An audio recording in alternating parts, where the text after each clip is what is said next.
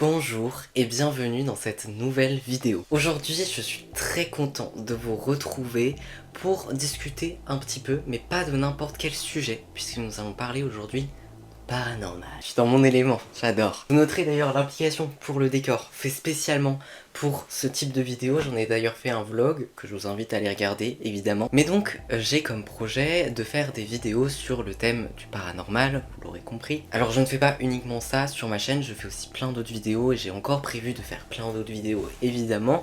Mais j'ai envie d'avoir une petite série où je parle un peu de ça parce que c'est quelque chose qui me passionne depuis très longtemps, depuis jeune, enfin... Je baigne un peu dedans depuis longtemps, donc on en parlera d'ailleurs dans cette vidéo. Mais donc j'ai comme projet de faire des vidéos sur ce thème-là, où on va un peu réagir à des trucs, on va se lire un peu des petites histoires, on va analyser un peu aussi certaines choses, certaines légendes, certains cas. Bref voilà, un peu parler de tout ça et tout va tourner un peu autour justement de ce thème du paranormal, de l'inexpliqué, en sachant que je ne suis pas du tout un professionnel, mais alors pas du tout. Je ne suis ni Silent Hill, ni le Grand JD, et mon but c'est absolument pas du tout d'être un présentateur et de vous lire des histoires, mais c'est plus qu'on passe un petit moment ensemble qui tourne autour de ça, où on va discuter et réagir à des choses qui tournent autour du paranormal et qui touchent à ce domaine-là. Et donc voilà, j'ai bien envie de faire des vidéos sur ce sujet-là, des vidéos qui sortiront de temps en temps, voilà, où on parlera de paranormal, on se retrouvera dans ce magnifique décor quand même, et on parlera un petit peu de tout ça. Mais avant de s'intéresser à des choses concrètes et à des cas, à des légendes, à des trucs vraiment qui tournent autour de ça, je vous propose aujourd'hui une petite vidéo un peu discussion sur justement le paranormal, sur comment moi je le vois, comment moi je le vis, et sur finalement mon lien avec le paranormal, avec l'inexpliqué, avec un peu tout ce domaine-là. Je tiens à préciser que dans cette vidéo, je vais parler de mes croyances, de mes ressentis, mais c'est absolument pas une vérité générale, ça s'applique absolument pas à tout le monde, et c'est très bien comme ça, vraiment. Mais donc écoutez, je vous propose directement de commencer, et de commencer un peu cette discussion sur justement mon lien un peu à tout ça.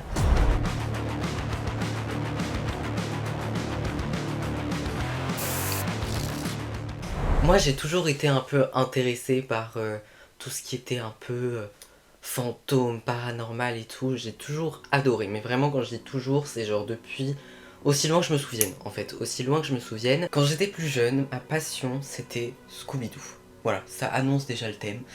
Mais voilà, juste pour dire que c'est toujours quelque chose qui m'a un peu fasciné, qui m'a toujours un peu intéressé, ce domaine un peu du mystérieux, du mystère, un peu des châteaux hantés, des trucs comme ça, j'ai toujours adoré. Maintenant voilà, ça c'était la petite information légère. Maintenant rentrons dans le vif du sujet. Depuis petit, j'ai eu un peu des expériences avec justement le domaine du paranormal. Parce que il faut savoir que j'avais énormément de mal à rester seule dans ma chambre quand j'avais peut-être 4, 5, 6 ans peut-être. C'est assez large hein, mais je sais plus exactement. Après ça s'est étalé pendant une longue période en soi, donc ouais c'est pas du tout con ce que je dis. Il faut savoir que donc j'avais très peur de rester seule dans ma chambre et j'avais très peur de m'endormir tout seul dans ma chambre, ce qui fait que pendant très longtemps ma maman devait rester à côté de moi jusqu'à ce que je m'endorme parce que je n'arrivais pas. Alors évidemment c'était lié à plein d'autres soucis, parce que voilà, bien que je croie à tout ça, c'est pas pour autant qu'il faut pas rester rationnel dans certaines situations. Mais voilà, il faut savoir que depuis très jeune, j'avais des gros problèmes d'anxiété et de stress qui m'empêchaient de dormir et qui faisait que je pensais toujours au lendemain, que je stressais toujours énormément, et voilà, ça faisait aussi partie du fait que j'arrivais pas à m'endormir et que j'arrivais pas... que j'étais toujours stressée et que j'avais besoin d'une présence pour me tenir compagnie et pour être un peu mon support émotionnel. Mais face à tous ces soucis, alors je sais plus comment c'est un peu arrivé, mais de fil en aiguille, on est allé voir une magnétiseuse. Et donc on était allé chez cette personne-là, et moi je devais avoir peut-être... je dirais 5-6 ans, hein. En tout cas pas plus de 7 ans. Mais donc on était allé chez cette magnétiseuse, et cette magnétiseuse m'avait dit que j'avais une sensibilité justement à ce monde invisible. Elle m'a également dit donc que j'avais des prédispositions à la médiumnité. J'étais pas très rassurée quand on m'a dit ça, vous vous doutez bien. Voilà, ouais, j'étais très jeune quand même quand on m'a dit ça. Mais pourquoi elle m'a dit ça? Parce qu'elle m'a dit que si j'avais du mal à m'endormir dans ma chambre, que j'avais du mal à y rester seule, c'est parce que j'avais des âmes perdues dans ma chambre. Et que en gros c'était des âmes, des esprits qui sentaient que j'avais une certaine sensibilité et qui donc s'accrochait à moi, venait en tout cas dans mon espace. Et donc après ce rendez-vous, je me souviens que, alors là on est sur de l'anecdote, hein, parce que justement elle nous avait dit de parler à ces esprits, de leur dire que voilà, moi je pouvais malheureusement rien faire pour eux et qu'ils devaient aller vers la lumière et qu'ils devaient continuer leur chemin. Mais donc je me souviens qu'avec ma maman on avait fait ça, on était sur mon lit dans ma chambre et que justement on avait parlé, je crois que ça avait un peu marché après, même si j'ai toujours eu des problèmes hein, pour m'endormir et tout. Aujourd'hui ça va beaucoup mieux, mais je sais plus si ça a été un peu calmé par la suite, j'en ai aucune idée. En tout cas voilà, tout ça pour dire que le monde de l'invisible et un peu tout ce qui touche à ça, on en a parlé depuis longtemps. Et d'ailleurs, expérience un petit peu en lien avec ça, je crois que j'en avais déjà parlé dans une de mes vidéos justement sur le paranormal, je sais pas si elle est encore disponible. Parce que ça fait un moment et ça faisait partie de mes premières vidéos, donc je sais pas si elle est encore disponible. Mais il est vrai que une fois, quand on faisait des travaux dans ma chambre, je devrais peut-être avoir 7-8 ans, j'avais dans ma chambre, j'avais une tapisserie, et on avait enlevé cette tapisserie pour y mettre de la peinture. Et du coup, bah voilà, je pouvais pas dormir dans une chambre en chantier avec des trucs de peinture partout. Avec un peu de chance, j'aurais fini asphyxié. Donc, on m'avait installé une chambre dans cette pièce. Super. Il y avait un canapé lit qu'on avait déplié et je dormais là pour quelques nuits. Et une des premières nuits, si pas la première nuit que j'avais dormi ici, j'avais passé une nuit affreuse, notamment parce que en plein milieu de la nuit, je me suis réveillée en sursaut. Et alors je ne saurais pas l'expliquer, je ne sais pas ce que j'ai vu et voilà, je pense qu'il y a des explications très rationnelles hein, qui existent vis-à-vis de ça. Mais il se trouve que je m'étais tournée et face à moi j'avais vu une forme flottante dans les airs qui s'apparentait à une personne. Et ça m'avait bien fait bader, je vous avoue que j'avais peut-être ouais 7-8 ans. Donc je sais pas ce que j'ai vu ce soir-là, j'aurais jamais vraiment d'explication. Et c'est vrai que je me souviens vraiment me réveiller, me sentir vraiment...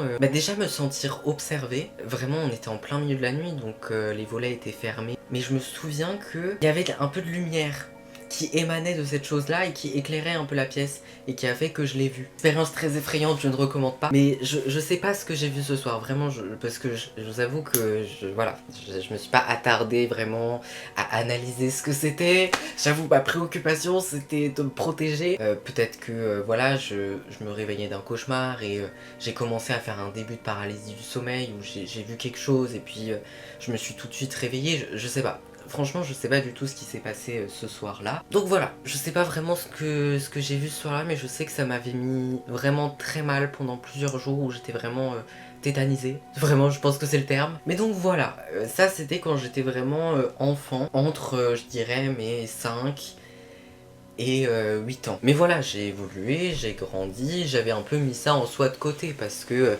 bah voilà, j'avais d'autres préoccupations en tant qu'enfant.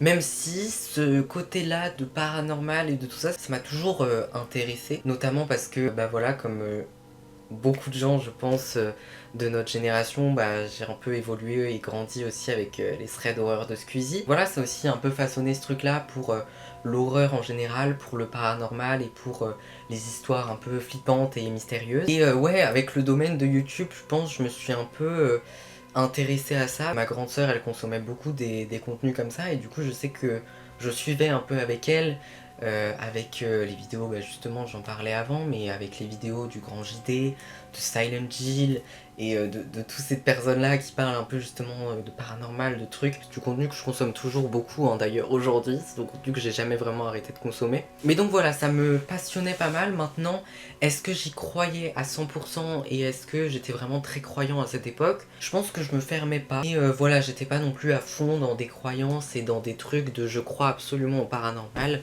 Pas du tout, vraiment juste je kiffais, vraiment. Et je crois que par la suite il y a eu une petite période où vraiment je croyais en rien du tout et où j'étais vraiment complètement athée. Mais tout ça m'a un peu rattrapé, puisque j'ai vécu de mes 11 à 13 ans un nombre d'épreuves. Il faut savoir que j'ai vécu dans ma vie énormément, malheureusement, de deuil. Puisque j'ai perdu 2 de mes grands-parents en l'espace de 6 mois. Et un an après ça, j'ai perdu ma maman. Et je pense que quand on est confronté autant à la mort aussi jeune, je pense que ça nous fait inévitablement se demander qu'est-ce qu'il y a après la mort. et où sont toutes ces personnes que j'ai perdues. Alors c'est pas très joyeux comme histoire, je le conçois, j'en suis vraiment désolée. Mais voilà, c'est un point important quand même dans cette vidéo, c'est que du coup, bah forcément quand on perd autant de gens aussi jeunes, on se demande bah finalement qu'est-ce qui se passe après la mort, et ça te fait un peu remettre en question pas mal de choses. Mais donc